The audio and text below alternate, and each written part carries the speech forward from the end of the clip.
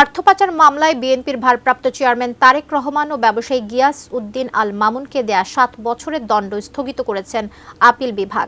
এই বিষয়ে তারেক রহমানের আইনজীবী ব্যারিস্টার কায়সার কামাল ব্রিফিং করছেন হাইকোর্টে। আমরা সরাসরি সেখানে চলে যাচ্ছি। স্টেটমেন্ট আমাদেরকে এবং দুদককে দাখিল করতে বলেছেন।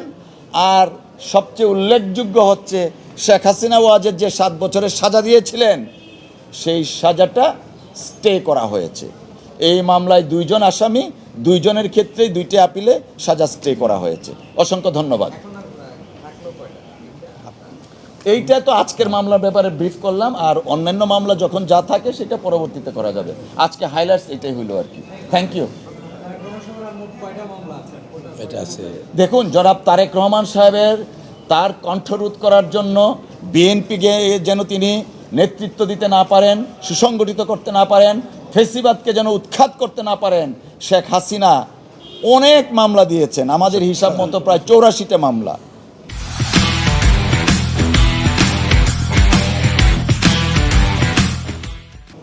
এর মধ্যে অধিকাংশ মামলায় আইনি প্রক্রিয়া খারিজ হয়েছে, বাতিল হয়েছে। পরবর্তী যেগুলো আছে, জনাব তারেক রহমান সাহেব একটা কথা বলেছেন, তিনি আইনি প্রক্রিয়ায় মামলাগুলো নিষ্পত্তি করতে চান। ওনার যারা আইনজীবী আছেন ওনারা চেষ্টা করছেন প্রচলিত আইন, নিয়ম এবং সাংবিধানিক অবস্থার অনুচ্ছেদের আলোকে ওনার প্রত্যেকটা মামলায় নিষ্পত্তি করার জন্য আমরা প্রচেষ্টা চালাচ্ছি। জনাব তারেক রহমান সাহেব দেশে ফিরবেন। উনি সারা বাংলাদেশের মানুষ যারা অপেক্ষা করছেন, বিএনপির শত সহস্র নেতাকর্মী অপেক্ষা করছেন ওনার জন্য। এই অপেক্ষা অনুভূতির প্রতি তিনি শ্রদ্ধাশীল।